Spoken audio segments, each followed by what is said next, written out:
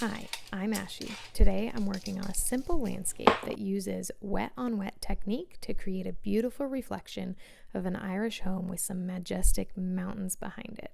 So after I wake up my paints, I just wet the whole page, and then I'm going to be using this bright kind of sky blue color which I had left over in my palette.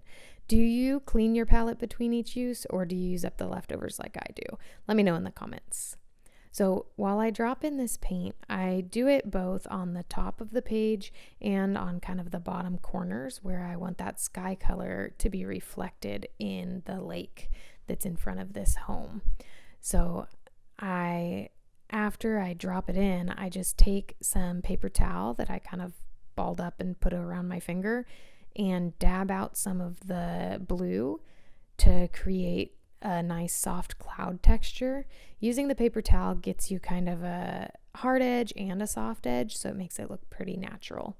And then you can always add in some more blue like I did if you may have lifted a little bit overboard with the towel. Oopsie. So after I do that, just re-wet where the mountains are so that I can make sure that the page is nice and wet to get the soft blends and bleeds for this mountain. I'm trying to be kind of careful around where the house is going to be just to preserve some of that white space. That's one of the keys with watercolor, is that you really do want that to use that negative space. So preserving the white space around the house is important. So again, I just drop in the color and I kind of tilt the page to get some natural and kind of unpredictable bleeds down the page, and then just drop in some more color as needed and more concentrated color as needed. And using the wet on wet technique, you can keep dropping in colors and get nice soft blends rather than hard edges. Now, this sketchbook isn't 100% cotton. It's a moleskin sketchbook and I love it. But some of the wet and wet blends may not be as good as if it was a higher quality, like 100% cotton paper. But I still am happy with the sketchbook overall, especially for these small pieces. So I keep dropping in more of the concentrated color and I kind of go back and forth. I tilt my page up some to get some upward bleeds, I guess, to look like kind of bushes or foliage and just make it natural. And I still now want to drop in the same color for the reflection, but I go with just a little bit less concentrated color to show that there is a difference between the mountains and the reflected mountains. And then I do try to still drop in some of that more concentrated color to mirror the spots where I added the more concentrated color to my mountains above. So kind of where those bushes are, I drop in some of that more concentrated color, and then around on the corners, I guess. Still trying to preserve the white space of the reflected house then. Now, if there are any harder lines that you're getting with the wet on wet technique that you aren't happy with, you can just wet your brush and then go in right along the edge of where those hard lines are with a damp brush to kind of smooth and blend them out.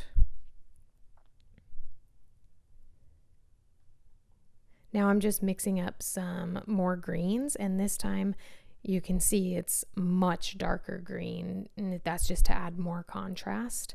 So the page is beginning to dry a little bit, and it does result in some of those harder lines that I was talking about, and that's because just it's not bleeding out as much because it's a thicker paint and it's a drier page. So then, like I said, just go in with some clean water right along the edge, and that blends it right out. And it's pretty satisfying to watch that happen also.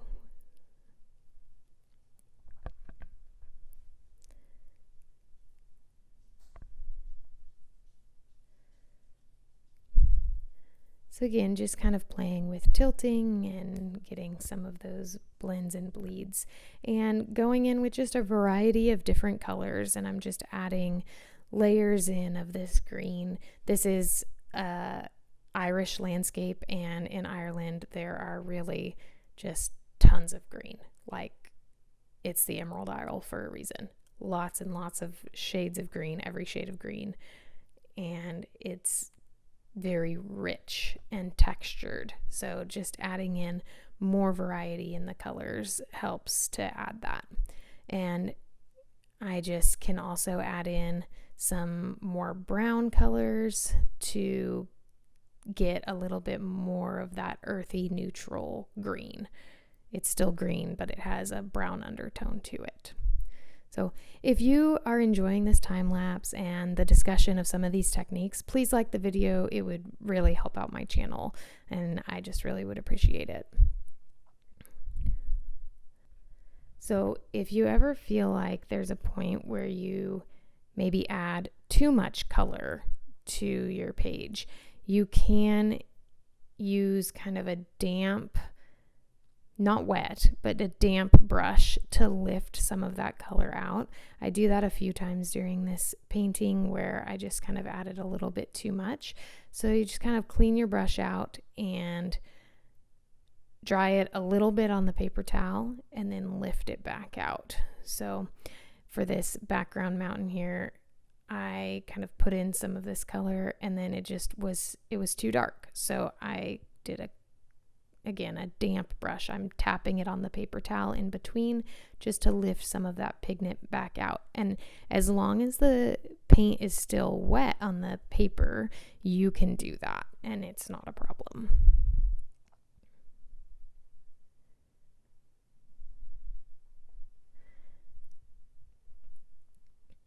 So again, I'm just going in and adding some deeper colors, and that's to get that there's kind of depth to these hills. So there's the hills kind of in front and then behind. So after I'm relatively happy with those mountains and I need to let them dry fully before I do anything else, I go ahead and add the roof to the white home or cottage. So the roof is kind of a dark gray color, and this home is really distant, so detail isn't really necessary, but I do want to get some of those dark colors and some of the contrast in with some shadow and some highlight, I guess.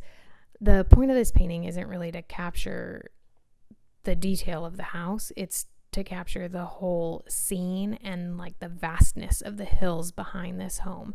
It was so picturesque with this reflection. The water was like perfectly still, and the home is really just to show the contrast between something man-made and this vast mountain scene that God created behind this home. So I do add like a little road or pathway and some darker kind of bushes or trees around the front. And again, this is just to add more depth, and it's very simple.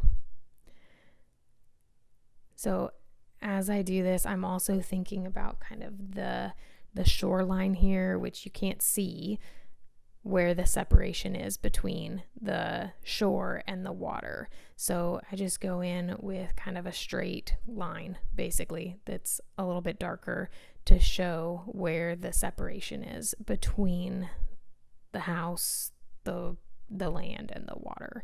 And I think that just adding that simple little line really brought out that separation without going overboard. And you can really tell that like the reflection really was just perfect. The water was so still, there was no wind at all.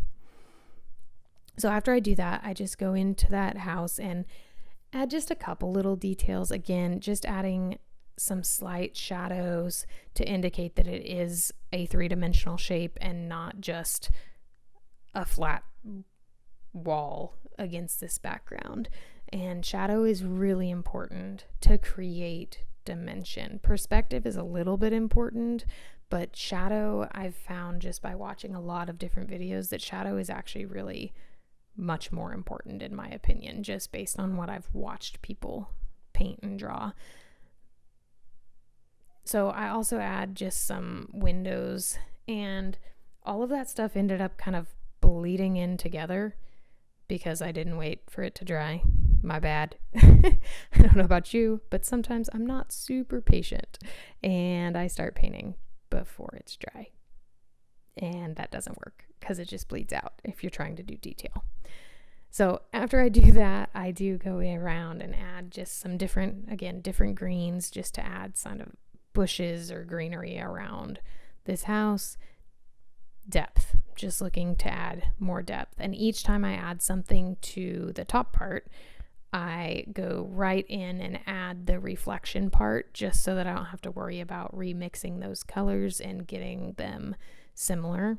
But I do start on the top so that it's a little bit more concentrated paint, and then I kind of will dip my brush a little bit, rinse off, and get a little bit less pigment in the reflection. It's a very subtle difference though. So after I finished that, I did go in with some white gouache to get some of that white space back.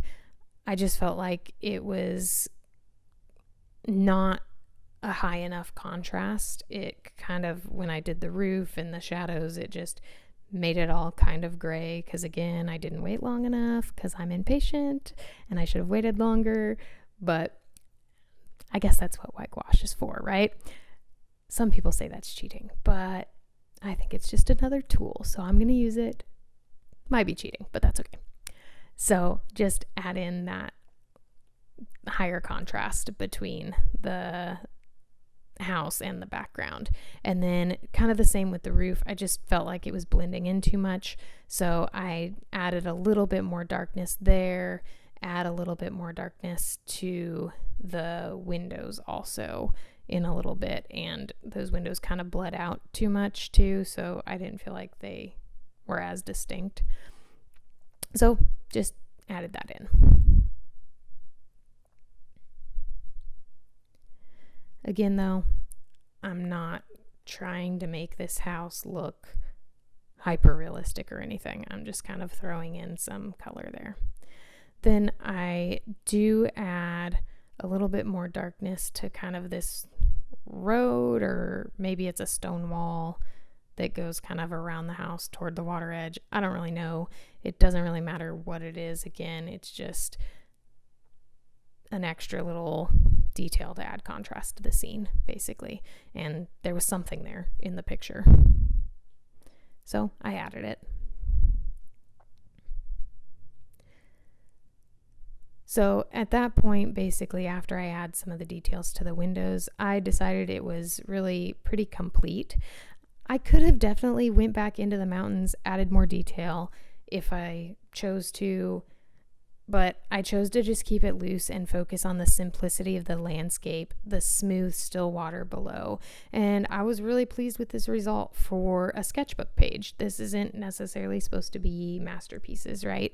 So this may be something I go back and decide to do on a larger scale in the future, mostly because I just absolutely loved the reference photo that I took while I was in Ireland, and I just want to keep looking at it so I could hang it in my house, I guess. But we'll see.